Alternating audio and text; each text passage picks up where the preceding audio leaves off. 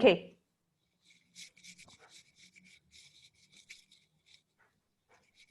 Hi, everybody. Good Tuesday evening.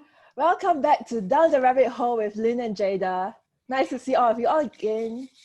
Yes, and tonight's session is going to be on money, money, money. Really funny. Oh, I don't think is that how it goes? The song? Very funny in a rich man's world. Yeah, ABBA. Have you heard of that? Yes, but the only money song that's coming to my mind is "It's all about the money, money, money."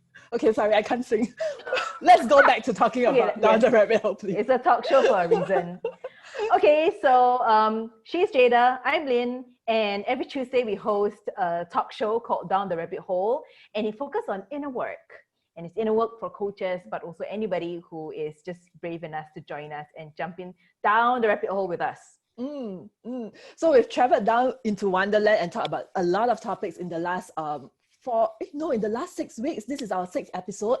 We talked about courage, we talked about fears, we talked about dreams, and freedom. And we began a new series where we started talking about success. And today's topic is very much linked to success, right? Yes.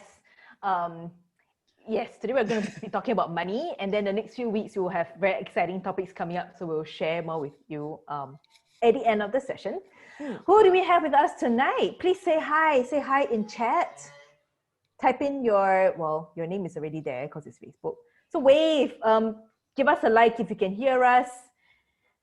Let us know who is with us tonight.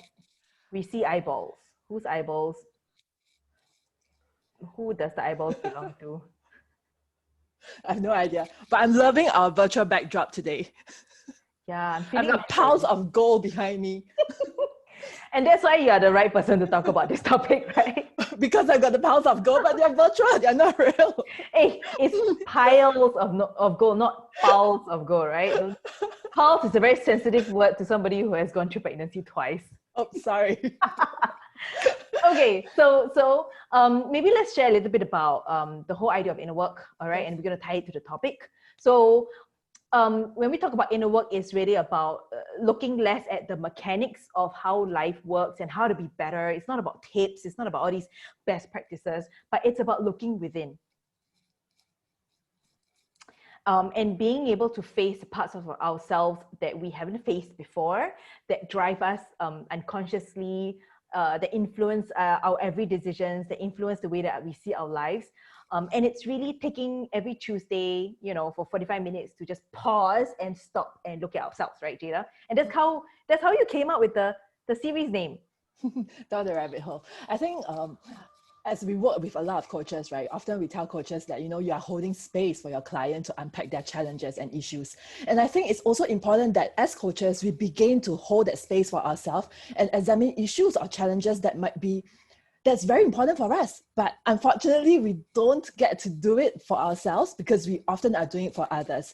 So Tuesday is the night where we want to take time with myself and Lin to then take a look at some of the things that's important for you, but perhaps because you are also caught in the busyness of everyday life, right? And you don't have the chance to unpack those. Yes. So money, right? But every day we deal with money. Yeah, I think a lot of us spend countless of hours thinking of ways to make more money, but we don't really give much thought to how we relate to money, right? We think about, okay, how can I earn more money? How can I charge more for my coaching hours? How can I get a higher paying job? How can I start a business and earn more money? But we don't really think about, hey, how am I relating to money? What's my relationship to money like? But then notice that when you begin paying attention to your relationship to money, you start to gain important insights to yourself and to who you are. So I think today's session is really about unpacking that relationship that you have with money. Yeah. So what does this have to do with coaches, right? So, so the funny thing is that there's a lot of conflict with money. I'll give you an example. I was just sharing with my husband, Ron. I said, you know what? I really need to start clawing back all the money that my clients owe me. And I have, it was this sudden realization in the car that when I work with corporates, usually the engagement is such that I deliver the coaching and then I invoice at the end of the month. And it's been like since circuit breaker started, okay, 4 or 5 months, and I've not invoiced for any of the work that I've done during circuit breaker. Okay, and the surface thought is always, because I don't like admin, you know, I don't like all this invoicing thing, takes up too much time. But when I really kind of, like one day it just hit me, okay, I realized that, hey, I actually felt fulfilled and proud having just delivered the session. And to me, I have earned that amount. That's it. But it's so stupid, right? Because I haven't earned it because the money is not in my bank. So there's this huge, what the hell am I doing with my money? So you're doing coaching and you're delivering all your services, but you don't actually look at the money at the end. I mean, like throughout the whole process, are you looking at the money or like thinking about earning? No. So I feel proud when I'm able to charge more and the client buys it. I feel proud when I deliver a session and the clients obviously had some kind of a nice breakthrough, and then it stops there. So there's all this money that actually supposed to be mine is not in my bank account. I'm just wondering, for those that's watching us right now, is any of you like Lin, that you're doing a lot of coaching but you're not billing your clients for that? What about you?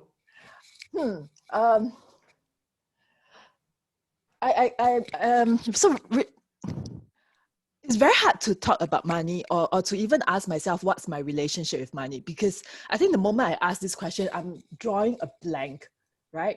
So recently I've got an acquaintance that we have not been in touch for a long time suddenly messaged me, and he's asking if I'm still doing coaching. Yeah. And he said, he then further on shared that, okay, he's facing some issues in life. He's feeling very lost. There's no motivation in what he's doing. He's depressed and he's questioning what life is. Okay. And so then immediately I've got two thoughts that appeared in my head. First is, okay, I need to help him. Okay, he's feeling lost. He's feeling depressed. I need to help him because, I mean, I really don't know if he might do something that is... You're like his SOS line, right? Yes. But then I've got the other thought that came in and was something along the line of, okay, but should I be charging him to speak with me and to do a session for him? And so I was really conflicted and I was really stumped there for a while thinking, okay, do I need to tell him that, you know, in order to talk to me and have a session, right, you need to pay? Because then on the other hand, I'm thinking, I'm supposed to help him. If I don't help him, what is going to happen to him? Like, hello? Oh, you need coaching? Oh, you're about to jump off a building? Oh, okay. By the way, a session with me costs $500. Why don't you get off the building ledge, go to your ATM, and then you saved him what? Now he's not going to jump off. Oh dear, I'm like, so I really don't know, should I be charging or should I be helping? And so because of that, right, I've not even begun anything. I've not begun talking about, like, you know, how does it work with me in terms of coaching? Right, like you're stuck, you don't know what to do. Okay, so how many of you can relate to this? Let's say hi to the people who are joining us tonight. Thank you for spending your time with us. I really love how you're committing to your relationship to money. Obviously, you being here means you are committed to your success. So I want to applaud that. We have Namita all the way from India. Hi. We have Naina I think Naina's in Jakarta, right? Janice. Hi, Janice. Kurti. I think we had Pei Ling. Well, nice guys. Thank you for joining us. So what is let's start off by thinking, you know, what are your whole thoughts around how money influences you? So Jada, I've got another one. You know, when I look at, every time we come on the show, we feel vulnerable, right? But okay. I feel we always expose ourselves too much. When we're leading the way, we're showing people what it's like to be vulnerable. When I look at coaches who just keep selling themselves, okay, they are obviously not shy, and they're very comfortable with the money talk. And it happens constantly. I look at them and go like, oh, what? They just, you know, since they're so, you know, since they're all about selling, they're probably not very good at coaching, right? I mean, seriously, because somebody who has the heart and is doing this for the right reasons and the passion wouldn't be just pimping themselves to earn money. Okay. But unfortunately, these are the people who are beating our asses sitting on the couch going, I'm doing this because I love coaching. And then our bank accounts are like, doom. Oh, so by you saying that, it sounds like you kind of like saying that if you love coaching, you wouldn't be charging so much. Is that what you're saying? I'm saying that it's about the perception that somebody I see who is constantly selling themselves makes me think that they are like empty vessels make the most noise. Okay. So you question whether are they really good coaches? Exactly. Yes. Okay. So good. So according to Lin, good coaches shouldn't be selling so much. Terrible. Okay, we have Harry too. Hi, good evening. I hope you have a cup of tea. Good. So I'm glad all of you are joining us. Whatever that you're facing with your relationship money, okay, is what you're attracting. So if we look at our reality with money, and I'm sure we all want more for whatever very legit reasons, there's something that we're saying about money that stops us, our ability to attract and to retain and to build our wealth. Yeah. So one of the things that I think we need to begin examining or unpacking is what is the story, or what is it that we are saying about money? Yeah. So hopefully at the end of today, you get some clarity around how you need to change your relationship to money, to earning, to attracting, to accumulating, whatever it is for you, that whatever stage you're at, so that you can really run a successful coaching business or whatever business that your magic hands want to touch. So we have a very special guest with us tonight, and I'm very thrilled that he's able to join us. He's very busy, and he made time to be with us today, and he's got amazing stories. I had to tell him to not talk so much because we only have 45 minutes, but I know all of you will love him. So we're going to bring him on now, and let's open the door. Hello. Hi, Samuel. Hi, Samuel. Hi. Hey, Good evening. hey guys. Good evening, Lin. Good evening, Jada. And good evening to everyone that's watching us. Yeah, hey, can you guys say hi to Sam and sort of just give him a thumbs up? Thank you for spending the time with us. So let me do a quick introduction about Sam. Sam and I know each other since 2004. And as you would have guessed it, we crossed paths because of coaching, right? We both did a coaching program. Yeah. And between 2004 to now, 2020, he has moved from aspiring to made it. Right, this guy has made it. He has 3 businesses. One is an app business, one is a shoe business, and one is a financial services agency. And it's through that he has achieved whatever he has achieved, which we will hear from him later. But on top of that, he is a father of 2, right? And Sam, your young one is 2 years old? 2 years old, yeah. Elder one is 8 years old. I think she's watching also. Kaylin. Hi, Kaylin. Nice. So nice. You're teaching them about money mindset Yes. Yeah. So Sam got to where he is not because he sacrificed family and hobbies and loved ones. He got it while doing everything. So thank you, Sam, for joining us tonight. You're most welcome. I think I've known you for so long, and although I didn't get much of what you're gonna do, but I just jump right in with you. And that's the level of trust we have with one another. Yeah. So I invited Sam on because even though he has made it in terms of wealth and I was about to say richness, but there isn't such a word, and let's not go there. But in terms of wealth, he's made it. But he understands the whole notion of inner work. And I thought he was just the right person to come and share sort of the inside workings of what enables a person to attract and accumulate wealth. So Sam, let me kickstart before I ask you the very first question. Back many years ago, I had a coursemate, and I love her. I'm not in touch with her anymore, but I love her a lot. And we were having a coaching workshop on money, right? And unpacking our money mindset. And I would remember, so we did exactly sort of the shadow or the darker aspects of our relationship to money. And that's something that we all had to confront. And I remember hers, she was next to me, and she was recounting how when she's young, every day during recess, her sister would come and drop 50 cents through the green, those kind of green metal fences with the diamond, right? And they'll just drop, boom, 50 cents, So every day she just, boom, 50 cents. And that formed her notion of what money was. And so my point here is that we all grew up in forming a certain relationship with money most of the time, because money is what happens around us and is what it happens to us, or it's not really thought to us. Normally it's not thought positively. The narratives we have about money is the outcome of all these external influences, right? Yes. That we've never had a very conscious, powerful relationship with money. And because of that, we were all born into the trap that money has on us. It has a hold over us. We were told and we learned different things about money, and that then gives rise to our drive and our perspectives behind money. So could you start off with your backstory? I mean, you've made it now, but where did you start off?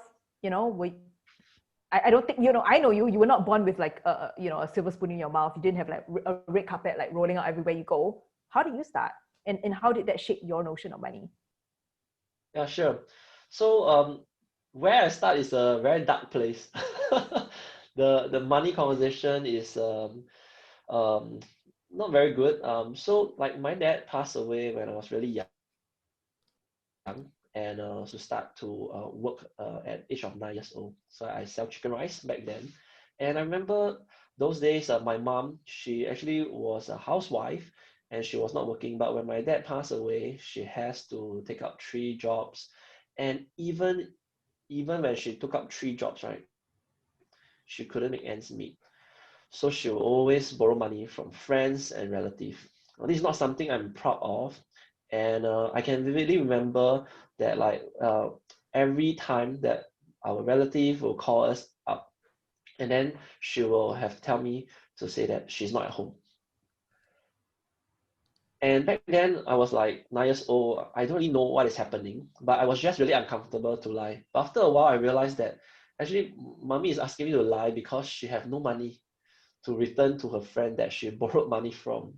And although it wasn't me who borrowed the money, but I actually felt embarrassed.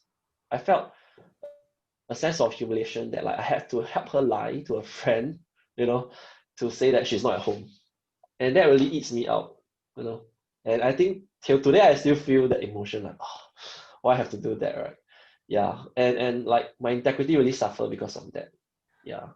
And also other than those incidents, because of all these things that happen around us, our relatives do talk about us, and they always say, oh, this is the poor family, And of course, those richer relatives will show off their wealth, in front of us, and then always talk about, this place they can go to get their higher learning from, which we cannot afford ever. And so since young, I'm being kind of conditioned in such a way that I have this very dark desire to one day I just want to drive like a big Mercedes. Back then Mercedes was something, in my days, you have a Mercedes is something great. And then just like rev the engine in front of their house. so sorry to the audience, but like that's my real dark desire now to kind of just prove them wrong. And though what my mom did was wrong, but I felt a sense I want to protect her. I want to like 争一口气, I want to like just really let her be proudly, let her be able to. I always feel that my mom cannot stand very tall in front of people because of her situation. And I hope that I can be that link that she can feel proud again, that she can feel that there's something proud about her life. Because what happened to her is unfortunate. Yeah, and so that kind of is the drive since young. And as I go into adulthood, that went on. Like I can when I start my first job, technically second job in insurance, I can stand for like 14 to 16 hours non-stop just to work because I want to just do well. And that drive is very powerful. Yeah. However, as that get on in life, it has its problem as well, which I'm going to share a bit later. But if to answer that question of how was my first phase, that was my first phase of like, conversation with money. And some of the things she said always to me, right, was like, money is very hard to come by. Money is very tough to come by. And it's very strange, even after I became an adult and I was earning quite good income, in my early 20s, like 20,000 a month. Somehow I would just self-sabotage myself to spend it all away or lend it to my friend to come in the place to realize that, yeah, money is quite hard to come by. But actually I do earn quite a lot of money. But like that voice, that inner voice just stay, and then it kind of take on a life of its own to dictate my money life, in my world. Samuel, were you aware that was driving you during that period of time? Back then, no. Like now, I'm speaking retrospectively, right? So a lot more clarity. But back then, I just didn't know why I'm the 月光族, right? Like 月光 means month end, everything empty, right? 月光 at the month end, 月光光. Yeah. So it's like two sides of the same coin, right? On one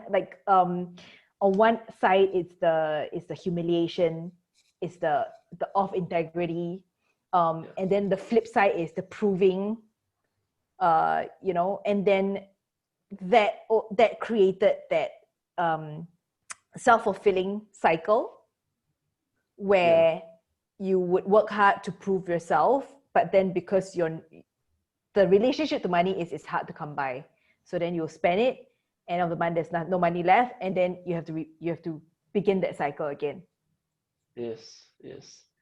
And of course, I'm thankful along the way I met a good wife. So I think she spotted this problem. Like, how come income so much you cannot keep money? So Good wife is listening in, by the way, right? So must say good wife, right? Yeah, my awesome wife who I think ever since I met her, everything was good lah. So one of the secret, please marry a good spouse. All right, that's the end of our show, guys. You got your answer.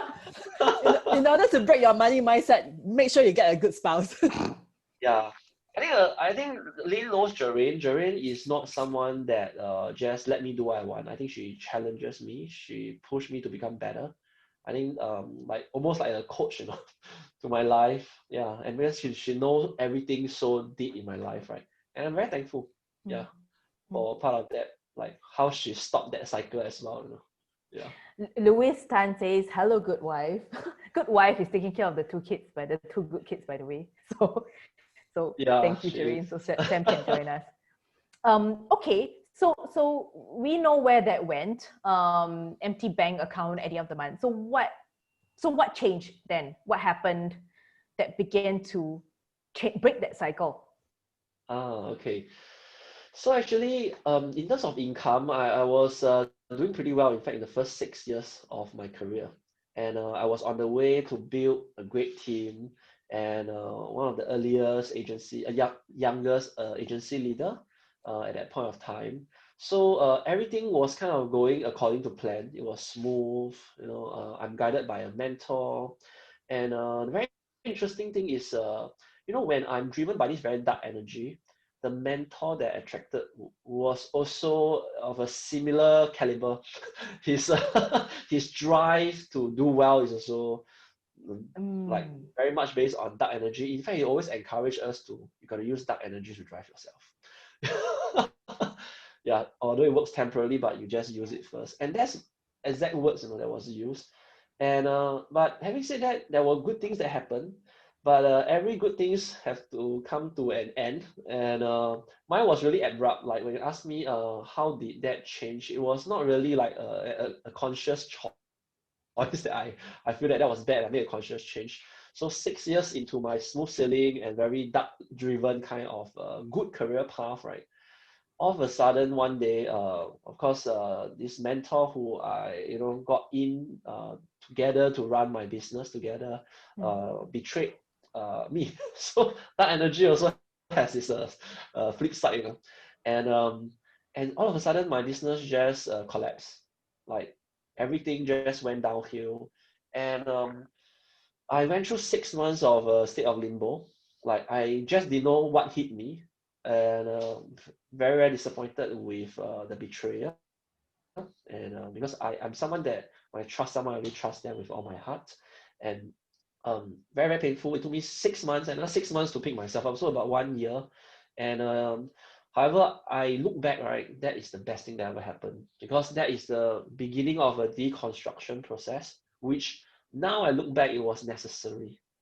Because if I were to be continued to be driven by this dark energy or dark motivation, right, it wouldn't have ended well anyway if it prolonged. So I think it is best that it was stopped early. Then that was the point. I asked a lot of questions, and I think that state of transition is painful, uh, and I don't know where some of the audience are at, but if you ever go through, or if you are going through something like that, take it from me, is the best thing that ever happened to you. Um, and I have to do a lot of self reflection, a lot of soul searching, and I have to ask a lot of like my purpose.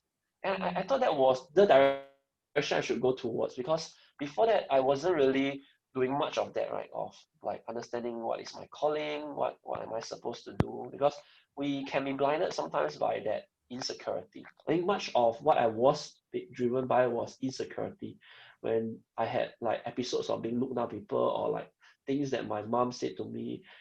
You know, like how when we were poor, right? I was poor, right? Like like parents, like people around me were saying rich people are all bad. How this like they must have gotten their wealth from some bad methods, you know, or like shortchanging people, and those things tend to stay. And um the deconstruction was so necessary. It was so painful that I have to change my course, to rethink a lot of things. And in fact, that journey itself became a spiritual one. You know, like it's a journey that like I found God, and more than that, you know, I think there are a lot of lessons in this journey of a spiritual one. Like first and foremost, I think I have to come to the end of myself. I think that is a very important lesson, because by then I'm really 29. I realized that I have tried very hard to work hard and give a good life to my mom, of what she didn't get.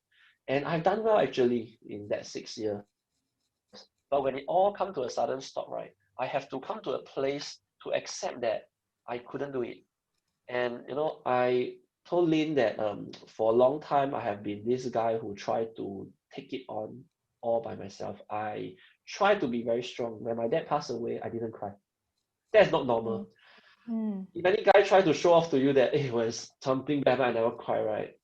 I want to tell you, like, that's temporary, because that has so much damage to me that, you know, when I thought, because guys are, I think we are taught to like 男人流血不流泪, you know, like guys shouldn't cry, tough men shouldn't cry. So I took in all those rubbish, you know. And maybe in a protective sense, I try to be strong for my family. I try to be strong for my mom. And but that has left a dent in me. And that journey of deconstruction let me shift back to a journey of healing, journey of some grief. Is that the word? Like I didn't grieve lah, so I need to go back to do the grieving. Yeah, and just make peace with some of the things that happened. I have a lot of questions back then I didn't answer. So that healing is important. That coming to end of self is very important. Because insecurity also have caused me to have pride, ego, a certain ego that I've taken on, because ego actually is a very good tool to drive us. Yeah. The bad kind of ego, okay, not that kind of take pride in. It's like proudness. And but when I have to come to the end of myself, I literally have to kneel down and say, "No, God, I've come to the end of myself. I've messed up my life right now. I don't know how to go forward. Help me." Wow. And there's power in that one. Is almost like a reset, right? Like a neutral. You go back to neutral. Like I let go of all the dark energy that I know of. I let go of those things that I thought have gotten me to the path of greatness in the first 6 years, to come to a place zero, like a ground zero. Like Sam, you come to the end of yourself. I love the term. I love how you describe it. I've come to the end of myself. That's like your ego shattering, right? Like you see through the illusion of who you thought you were, and what has been driving you, and to face the truth that this is not you. Yeah. But then that's where the scary thing is. Like then who who am I, right? Because when your ego is like shredded, you're just left with, it can be quite scary, I can imagine. It's a daunting journey. I like to use journey because I think when I was driven by very dark emotions, right? I'm always going for like an objective and end goal. Like, oh, I want to get this goal, I want to achieve this as a very stationary, static goal. Okay, done this. But of course, hitting all those goals also will bring it faster to emptiness. Yeah. But this change, actually, to me, I look back, it's more like a journey. When you look at it as a journey, then I'm not so stressed out because I know it's a journey of change. It's a journey of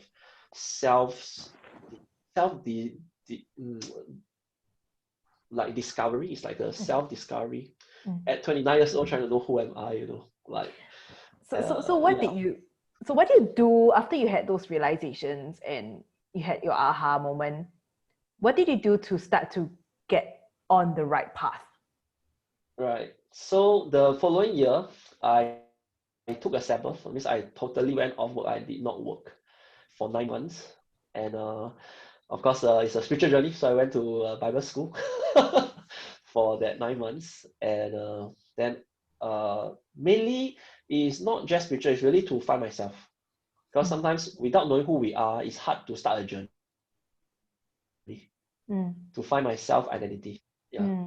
And there was one very interesting thing that happened. So that was I'm age 30 already. That I think is the turning point.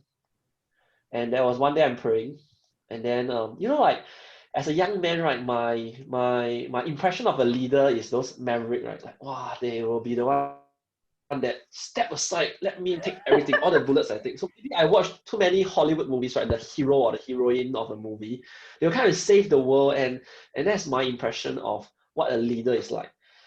And I always kind of despise those leaders that think a lot, worry this, worry that, right? And I don't like to associate myself with that. So one day as I'm praying, and for those who are familiar with this Moses guy, if you watch Prince of Egypt, he's this prince when he was young. He was taken in to be an Egyptian prince, but his actual nationality is a Jewish. And then during his prince time, he's really a rash and very hot-headed guy. He actually killed someone in Egypt as well. So he got into a lot of trouble.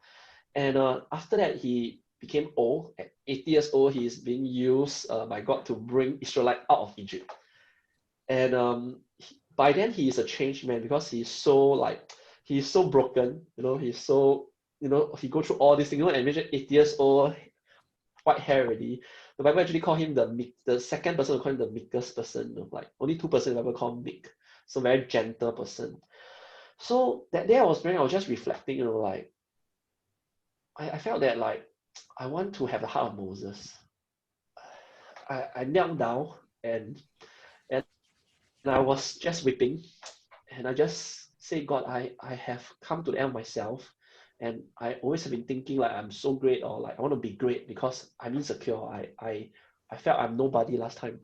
So like that incident was turning point because it was like I think a full 2-3 hours of just prayer time, and I asked God to do a heart transplant for me. I said, give me the heart of Moses.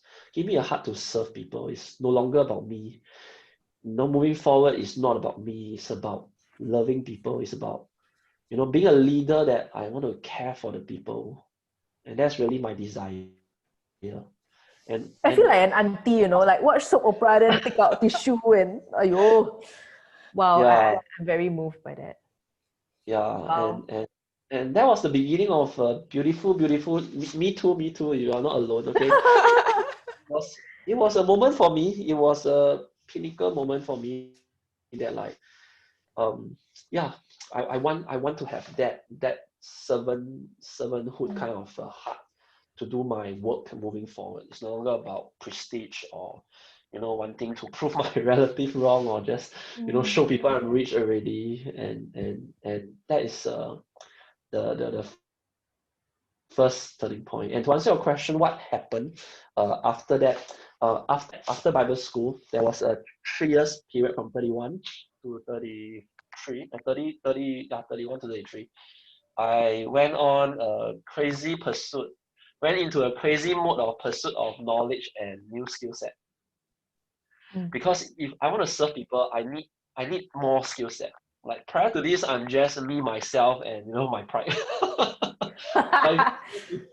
Me, myself, and my pride. That's a very good movie title. My shadow, myself, and my pride. Yeah. And since it's no longer about that, I think thinking about how can I move forward to serve people better. I need skill set. I think I still have a gap in my skill set. I have gaps in my knowledge. So I was sharing that I stayed so far from the place I work. So every day is like 45 minutes to 1 hour, right? So I will put in like audio CDs. I will go to like a Success bookstore to go and like pay hundreds of bucks to just to rent for like 1 month or 3 months their audio programs. I'll just be listening to it crazily. I'm like assimilating books like I'm like a madman. Like every year I can read like 12 to 20 books. Like last time I don't even touch one book. The contrast is because just you know everything, right? That's the thing with people. Like when we have a very strong ego about something, there's a lot of pretense about what we know to keep up this front. But I think where you're coming from is really when we hit that sort of baseline. I really don't know anything, man. Like with humility, you go out and you really start absorbing. Yeah. But what I'm also hearing is that there is like a different perspective shift already. Like for example, in your 20s, right, Samuel, you're very much focused about like the money. But then now that after the the shift changed, right, the mindset shifted, the perspective, the focus is different. Yeah, correct. I think like the whole Moses encounter, right, is really it's a lot of visuals. Like when I'm in that prayer, I see a lot of people. I see a lot of people that is burdened, and I just see their pain. I see that there are a lot of needs in the world, and those became what I things that I'm blind to. Suddenly there is like an opening of the new sight to see. Like there are a lot of need in the world, and it's no longer about me, right? Like if we open our eyes, there are so many needs around us. And what is this thing about our ego and our insecurity I'm fighting about? And isn't those things more important? So yes, Jada, is all about, I'm not like so altruistic, but like it's a privilege to be shown such a vision, like an open vision in prayer, and that become my focus. Yeah. So it sounds like it was like a 360-degree turn. Did you sort of start cleaning up your life? Like what were some of the absolutely. It's like I think one of the first thing like shared is the material that I consume, because rubbish in, rubbish out, right? We and those are the things I clean up. Like I used to like to watch junk programs on TV. That's where a lot of the time go to, right? Like even right now, Netflix got a lot of wonderful junk programs that we shouldn't spend time on, and so I stopped all those things, junk magazines, just gossip and tabloids and just entertainment. Like generally, I don't look at entertainment anymore. I just really read and get knowledge, and I literally also change the people I hang out with. Not that I no longer love the people that's around me, but like I spend less time with them because I am very hungry. I think I'm like I said, I went on into a mode of pursuit of knowledge, and other than getting it from books and audios, they are from people. And that's the time I also met another mentor that has he's a millionaire himself also, and he showed me kind of the cleaner way. This time around is the cleaner way. And I guess, like I said before, like when we change our own perspective, we attract a different kind of mentor, right? And this mentor came in at this point to share with me all the right values, the right principles, and how to get wealth without the grief of it. And like the purpose behind why we get wealth is never about us. It's about to share this wealth to so that we can alleviate people's problem and pain. Yeah, and I think those are the few things. It might be just like changing what we consume, changing the friends, but the actual works of it in that 3 years is a lot of work to turn that all around. Yeah. Does that answer your question, Lin? Yeah. Go ahead, Jada. Yeah, What? so I think a lot of coaches are really, I mean, who's listening in right now, right? They really want to learn and hear from you. So what is this like new relationship to money that you have that's allowing you to bring on the wealth that you have right now? And you said something about how you started to look around and you see people who's in need, right? You need to serve. Yeah, I think a lot of coaches out there, they join this profession because they wanted to do something that's more meaningful, something that's more fulfilling. However, we also hear a lot of people say that, you know, coaching is not the place to earn money because it's not a money making business, right? So as a result of that, a lot of coaches come into this field wanting to help, but they don't necessarily gain the material or the financial success they don't gain the financial success, right? So if you could share with us and the coaches that's listening on right now, what would some of the things that you begin to learn as you enter this you make your you have a mentor that's a millionaire, as you enter this new phase of your journey, right? What are some of the things that you begin to see or learn differently that you can share with the coaches that's on the line? Sure.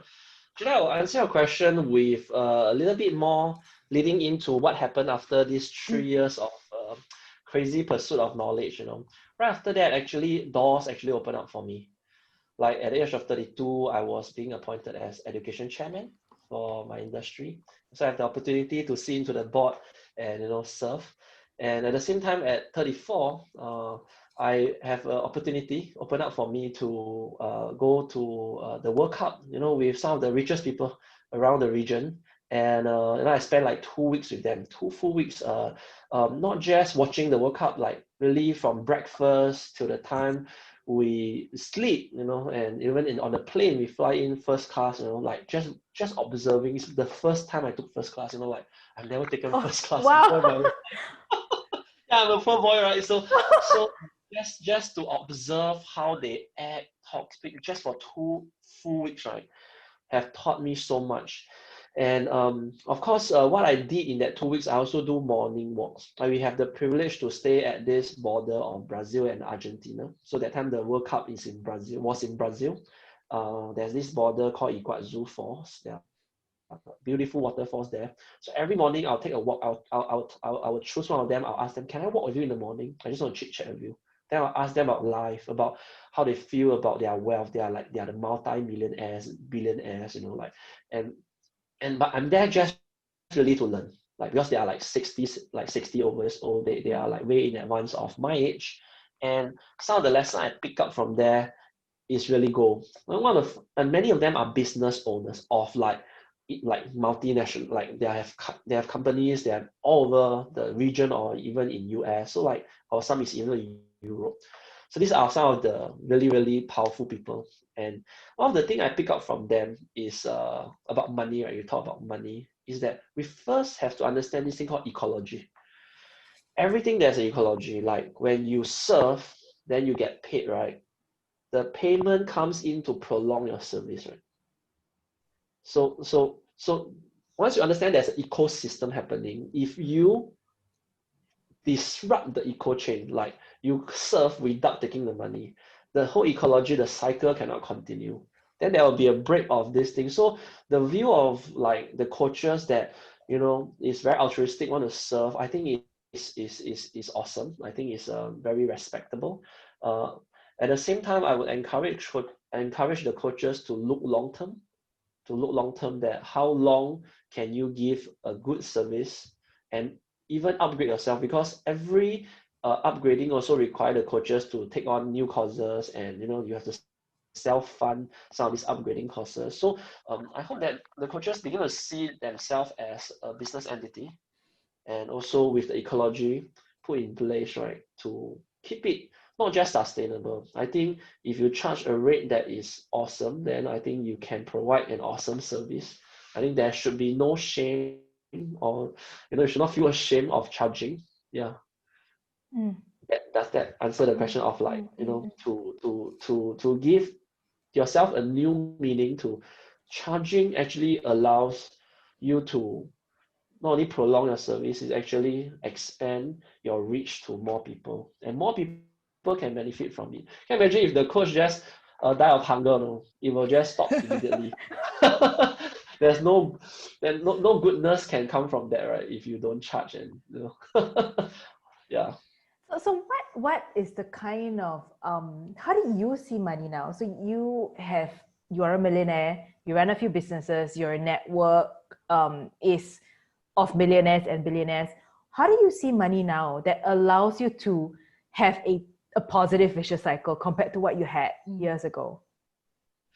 Okay, so I will share about my experience with all these new friends that I make, right?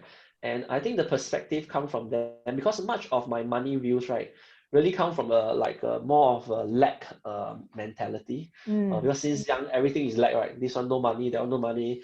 I want to buy uniform also, I no money one. Have to make do with 2 uniform. My shoe also have to wear until tear already. Then still wearing, you know. Then my toes can come out and wriggle that kind. And you know, like those were the thoughts that stuck so long, and I'm so thankful that I'm able to enter this new network of friends as my wealth grew. And I really want to give credit to all these friends that I have, because it is them and some of these new mentors that I have, right, that gave me a new perspective on what to look at. So I never want to take credit for that. I think it won't be totally my perspective, but it's more like a borrowed perspective of the richer world. Yes, right? Yeah. But this is what we were mentioning earlier on, which is that we are educated by what's around us. We never were educated with the right way to relate to money, and that's why we're having this conversation, because we hope that this will begin to trigger or wake up people's idea around their relationship to money. You know, you then being with people who have figured it out and they have a clean relation, or at least a cleaner relationship with money, is then what has educated you to be who you are today. It really is all about that, isn't it? Like it is what absolutely goes in our head. Yes. So there's a very interesting phenomenon as I hang out with them, and like we are like really friends, personal friends. So I don't just hang out with them like professionally. Like they'll be golfing, I'll be just sitting down there and chit-chatting with them. And there are bankers who call them and say, I'm very busy now, okay. Then they'll like, Sam, let's chill out. The other chain don't come, you know. Those are the kind of friendship I have with them. And it rubs off. So what I observe, every single of them, right, they're always thinking about solution. You know, contrary to the belief that my mom have told me all the rich people are very evil, they always do the short change the poor people, right? This group of rich people that I know of, right, they never really flaunt their wealth in like the way we know, you know. Those are really, maybe they're not that rich yet. Yes. Okay. They don't do that. They are very simple. They really wear Bermudas. And every time our conversation revolves around, if they are in the profession of like doctors, they'll be thinking about, hey, how can I improve my service, you know, to the people around me? Is there better technology of some equipments that I can do that can help my patient better?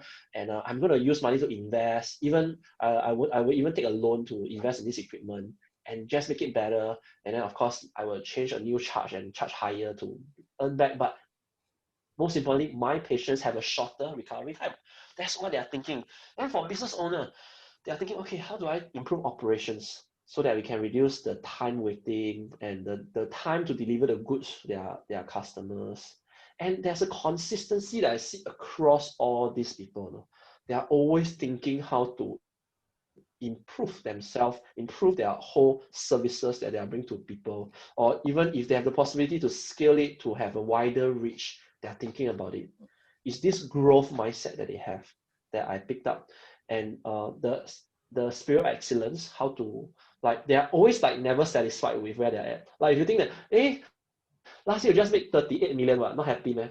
And then it's not about, then they always say it's not about the 38 million, it's about our processes still can improve. So that's the difference, right? Because like Lin, if you were to make 38 million last year, would you say maybe you just take a world tour 2021? Not that COVID cannot, but like if there's no COVID, we'll say let's take a 1 year break, right?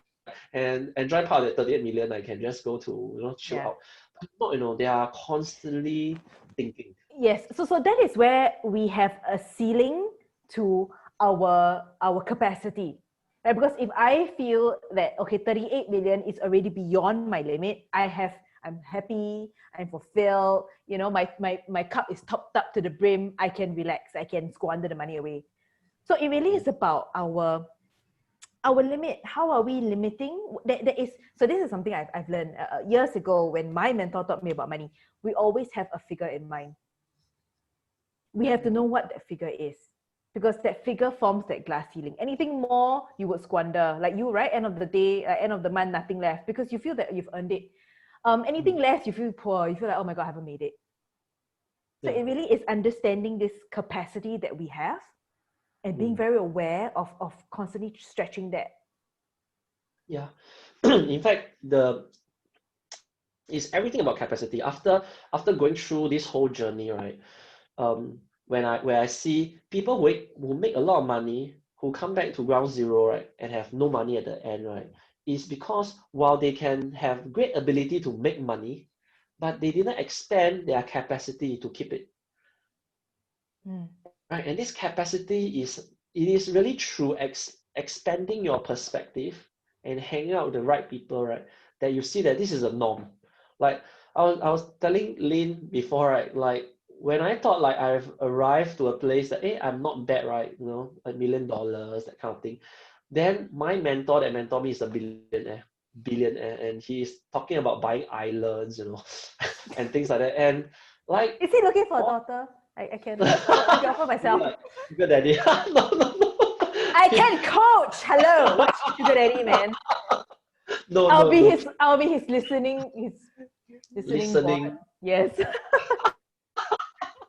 Pimping myself, you know. But maybe we can spend some time the island that he has bought, you know, and talking about buying stretches of beaches along New Zealand to just build resorts there for his grandchildren and great grandchildren. So you see, the perspective of them is just miles ahead of us, you know. Like here I am thinking, you know, just how to expand one more store for my shoe shop. I tell you this joke that I have in World Cup, okay, back then we expanded to 3 stores, our shoe boutique business, the bespoke shoe business, and I was feeling really proud, you know, and business crossed $1 million, which we think is proud. Wow, yes. GST already, right? And then I went to World Cup and I was really telling this guy, hey, you know, I have a shoe business. We just expanded 2 stores already, okay? And then he said, hey, I'm also in like a Bata kind of business in Europe. So it's like the Bata in Europe. So then I said, oh, okay, so how many stores? I'm trying to ask how many. Then I expected the moment he answered. He said, oh, we have about 2,000 of stores all across Europe. All of a sudden, I was like, okay, I solo saliva. Okay. Oh, two store, you 2,000. Okay, you win. And his perspective, and but great guy, you know. Yeah, I visit him in Hong Kong. He will always come by Singapore. We'll visit each other. Like these are great friends that I have. I still treasure them. And so back to the capacity, right? What I've gotten out of the whole journey is really an expansion of capacity to see bigger, think bigger. But it is difficult when we don't have that support and surrounding to let us, like if you are surrounded by everyone who say like 2 million is just close eyes can make one, right? You will then begin to reinforce the belief, hey, yeah, everyone is doing that around me, you know. What am I not doing, you know? Then we will push ourselves to enlarge this space. So yes. Like my mentor tell me, do you know, Sam, what is wealth? No, he did not tell me, ask me. I say wealth money, right? My usual answer is money. Then he say, no, wealth is never about money. Because if you say it's money, right, why did this guy go and buy a 200,000 watch? Like, does he need to buy watch, right? $28 you can buy one. Why you need? Then he said, wealth, you must remember, is always a state of mind. A state of mind. So like, what state of mind do you have? Anymore, I'm like at the edge of my seat, you know. I'm like hanging out to everyone. They can say, "What do you mean, state of mind?" Yeah, how do you translate state of mind to like? Let me explain. Like why this person buy a 200,000 watch, right? It's because that action of buying that watch, right, like is a direct relationship, right? That this is reinforcing that he's rich, right? Because he can afford 200,000. He's buying that to reinforce his state of mind. Why this guy gonna buy an island or buy a, like they are doing that? Of course, they have their reasons, which are good reasons. But after they do that, right, it continue to reinforce that they are in a state of mind of abundance. So it's a state of mind of in constant abundance. Whereas poverty is a constant state of mind in lack.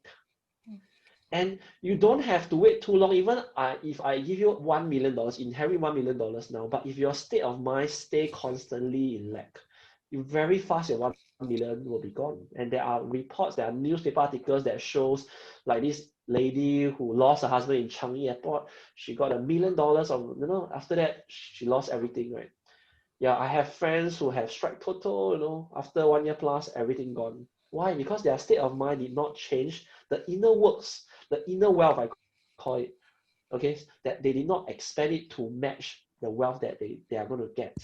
And likewise, right, the reverse is going to be true, right? If you expand, I thought like part of my 3 years journey to grow myself, to change and to read up, right, I'm actually growing my inner perspective, inner wealth. So when you grow your inner wealth, the external, the outer wealth have to conform to your inner wealth. So in the end, money came in. I did not chase after money. But if we don't change our inner wealth, you can get external wealth. You actually should be more worried. This common saying, right? You take the world's wealth and distribute it equally, right? After a while, right, the money will go back to the rich people and the poor people will still lose the money. Because the outer wealth will always conform to the inner wealth. That's why I love the work you guys are doing, So this is something that I've heard also from somebody who has made it. And he said that money is, at the end of the day, a tool, is a resource. And it is a form of energy. So energy attracts like energy. Yes. And so the money would go to the ones who know how to use it well. Yes. Because it, in that sense, the money or the energy of money knows that it would continue flowing, right? Because it is about that flow. Energy is a flow. You cannot stop the flow. The money won't go to somebody who is, let's say, greedy or egoistic. They want to use it to feed themselves. Again, back to the capacity that you spoke about. If it's only about me and myself, the money is just going to get trapped there and it's going to get stale. Like any other form of energy, like food, right? You leave it there and you hoard it, it will just perish anyway. Yes. So that's one of the things I understand about how money goes to the ones who know how to keep cycling it. Yes. Like when you mentioned about this energy thing is very real. Like money really goes to the one who know how to steward it well. Like I'm very concerned for people who always pursuing like a static goal. Why am I concerned with them? Because in fact, if you just want to go for a static goal, I'm sure if you give up your health, you give up your time, you give up a relationship, you can get to a point whereby you hit $1 million in income. But we must always remember it's always that one point. But how long can that last is the question. Then what price have you paid for it? So I would rather, if you are starting to build your wealth now, you take a long-term view, like not only just to hit the static goal, I have 1 million now, it's like, how do you prolong it and how do you continue to build upon it should be the long-term goal of it, rather than like you give up everything to reach that 1 million. Samuel, I love what you just said, because I'm also seeing how it links every single thing that you've been talking about since the start, okay? If I could just recall back, right? You said that, when you were in your 20s, there was this, like, you were checking off the things that you wanted to do, right? You check off the car, you check off this, check off that. But then you say when you get into like your 30s and you hang around with all the billionaires and all the millionaires, it's a state of mind where it's not about reaching that end goal, because they're always constantly solving problems to make things better, and there is no limit and there is no hard stop at what better could be, because it can always get better. So in that sense, right, there is no stop at all. You're just making things better and better, and then in that sense, that cycling or that flow of energy and that capacity keeps growing, because you're getting bigger and bigger yourself. Right. So the whole notion of inner work is that we break down our boundaries, our limits, the stories that are limiting our growth, and to keep shining a light on that and to break those down so that we can grow. So when we talk about inner work, maybe let's kind of help the coaches shape it a bit more as we sort of come to the tail end of the session. We can take questions, guys. So if you guys have any questions for Samuel, please put it in chat and we can come to that. But what are some very specific, tangible inner work that we all can start doing? Things for us to look at, things for us to think about.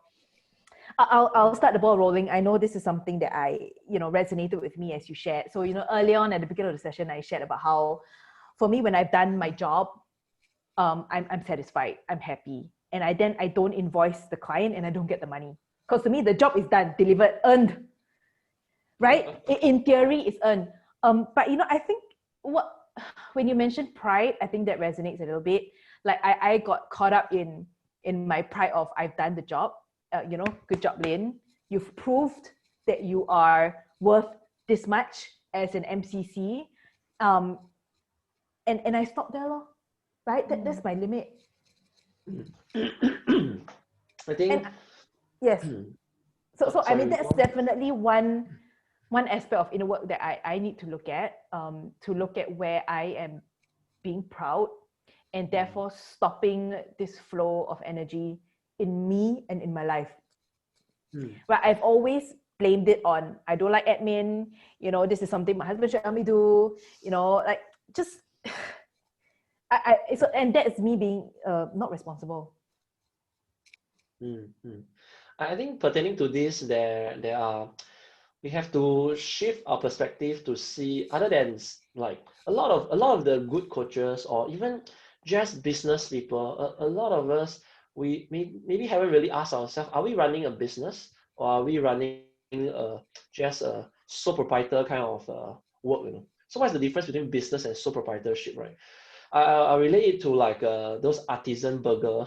Okay, if you love to eat nice burger, then Wagyu beef burger. There are some really nice small cafe that does it, and they have like really great chef there who does it so heartfully, and like it's almost like an art, when they put up the burger in front of you. But maybe it will take 20 minutes to get a burger, but one by one, done with heart, right?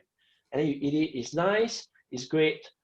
And that is, to me, a kind of sole proprietor business. But when you ask this person, can you scale this business? Can you expand it? Then the chef, of course, with the personal pride of the great chef, right, say, nobody can do burger as nice as me.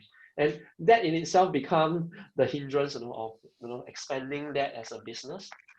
And now we use that and we put it beside McDonald's. We know McDonald's do pretty average burgers, but like it's acceptable to most people's palate, but they are very predictable. Every burger you eat, like from Singapore across to different countries, their Big Mac is predictable.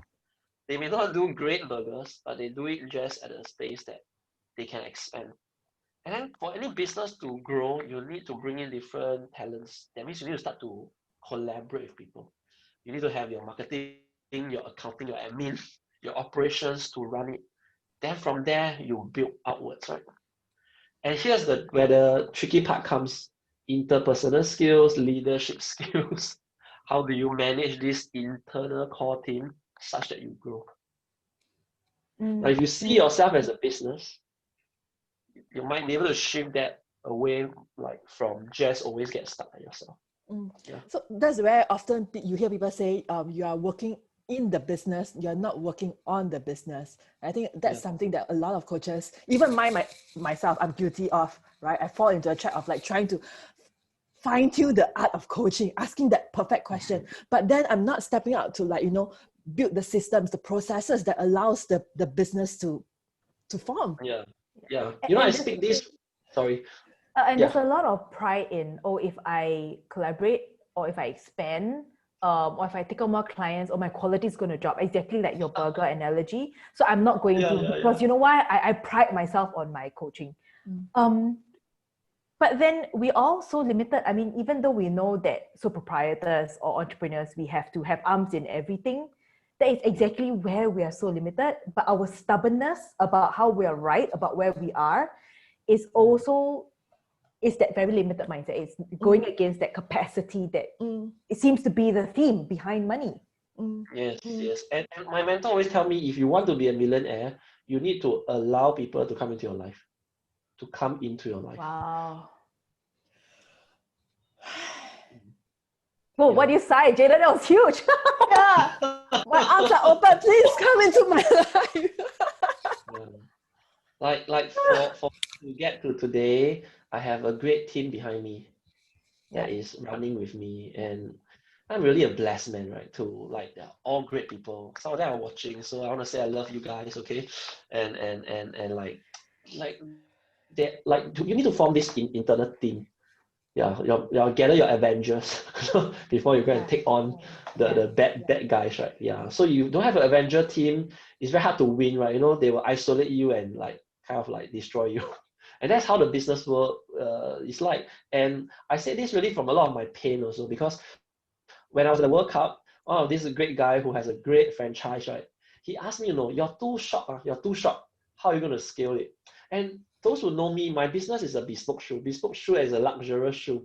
And we do tailor measurement one. So it's very like the burger kind of like slowly do how many weeks the shoe come out on. So it won't be fast and not scalable. It's not scalable. So I was, I couldn't answer the question at that time. When I came back, I think about it, he was spot on, and he kept telling me, if you cannot scale a business, it's not a business. But my pride at that point, at the World Cup time, I cannot accept, right? But shortly after that, we went on to look into online, and then we, turned it into more like an online can order kind, less bespoke, but more scalable. And those are like my personal walk of pain, so that I share, like, because I also have this personal pride. It's not like I don't have it, like, but we all have to go through this space to understand. Until then, and up till then, we are still operating as a one-man or one-woman show. And if you pride, don't get, it's down to ego, right? That pride is the ego part. Yeah. But money is very objective. Business is very objective. So it's, I'm asking myself, and I'm offering the question: how are we actually in our own ways? Yeah. How are we in our own way?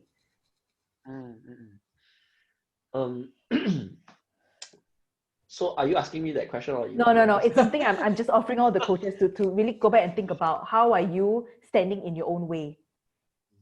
Yeah, I know that's something that the moment Samuel spoke about that, right, I could immediately see what's wrong with my way of coaching and the way I'm operating, right? It's I'm just focused on, did I deliver a good session? Am I asking like efficient question? Am I like connecting with the client? I'm not even focusing on putting the right mindset on building the businesses, looking at the money part of things. And in that sense, because I'm not doing that, I'm not fulfilling the whole eco that you talk about, right? The eco cycle. Yeah. Wow, we've unpacked so much today. I feel like I want this to go on, I mean, it's almost like we are just going into, we are just starting only. Yes, this is exactly. just the tip of the iceberg. Exactly. I think let's end with something like, what can you start first? Like if you are coaches or you are self-employed out there, right? And you are doing a lot of the work yourself, can I encourage you to take one day off?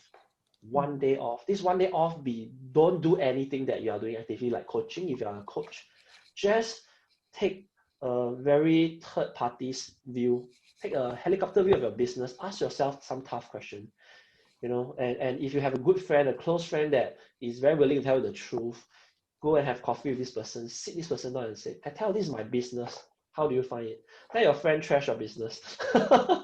That's the best thing. Once a week, if you can do that and self-disrupt your business, you will be on the way to a change. Yeah. And you have to answer some very honest, some very difficult question once a week, away from your business.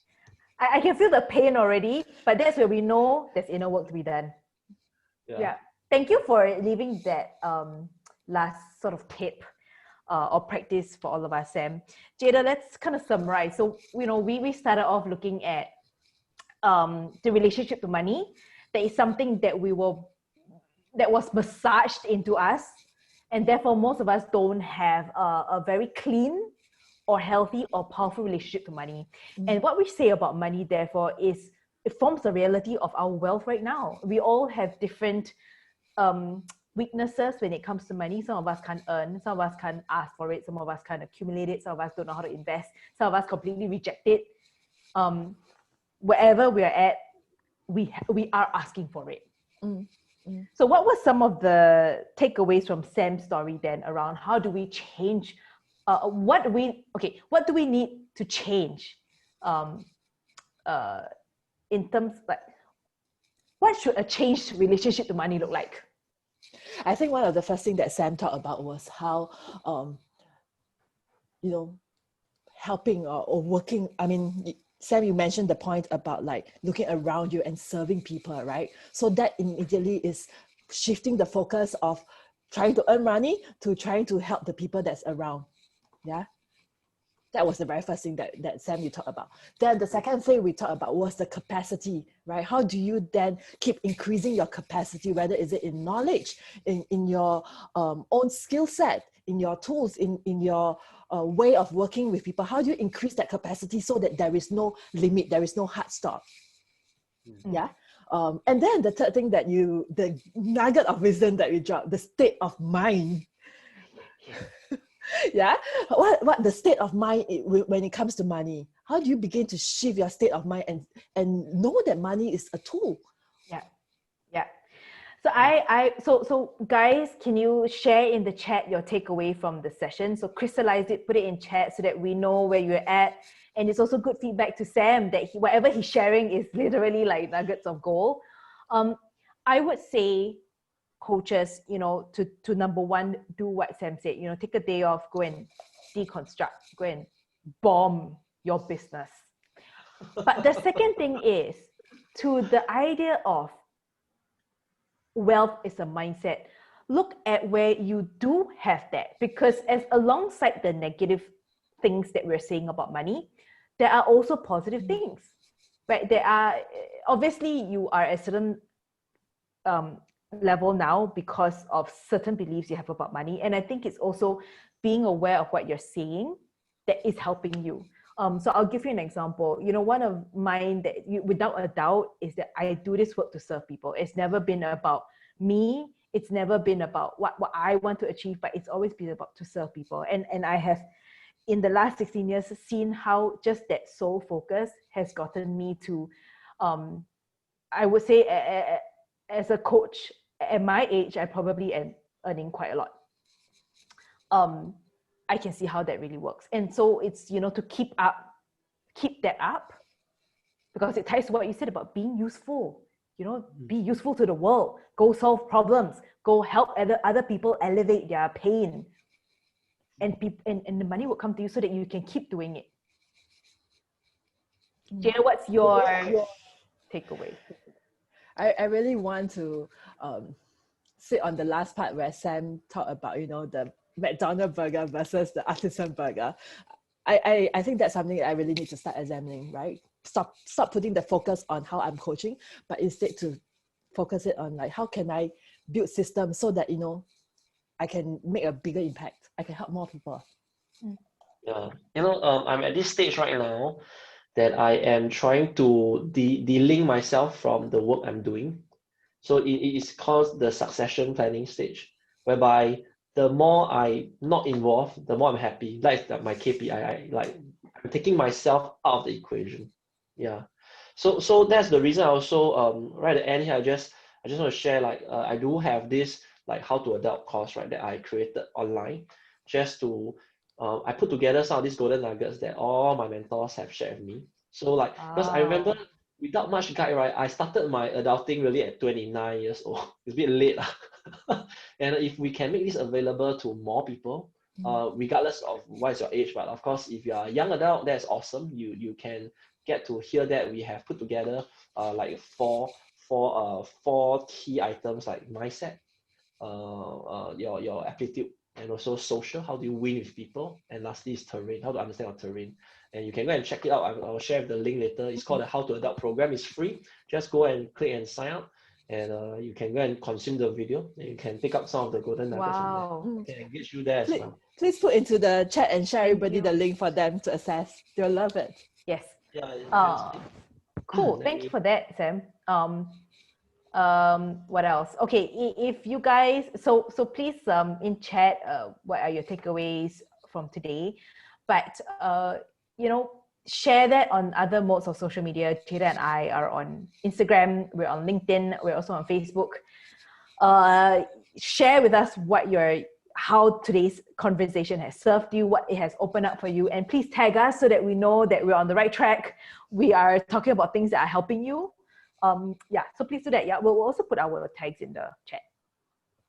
Yeah. Okay, Jada, any last words you have? the No, curtain. I'm going to mull over everything that Sam has unpacked with us today. I think there's so many things that I think we have a lot of work to do after this. Okay, so I thank you, Sam, so much for your time. Thank you so much for sharing. Thank you for having me, Lin and Jada. It's an honor to be here, and thanks to all who watch us. Yeah. Yes, we had a lot of people coming in and out. Yes, So yes. I hope you guys enjoyed the session. We are going to start bringing on more guest speakers because I think there's so much more out there that we all can learn from. So the next 2 topics are going to be on worth. And the other one is on putting yourself out there. So for those of you who don't know, this whole month we're doing a business series, or more like, because we all know most of you want to be able to run successful coaching practices. So we're going to talk about the inner work behind the very business topics. Okay? Wow. All right, then I keep like, wow. Yes. Because I'm like, there's so many things that's in my head right now. I'm like, all right, thanks guys. Thanks for watching this. See you guys all next Tuesday, 9 p.m. Facebook Collective Change Institute. Bye. Bye. Good night. Bye. Thanks, Sam. Bye, Sam. Bye-bye. Bye.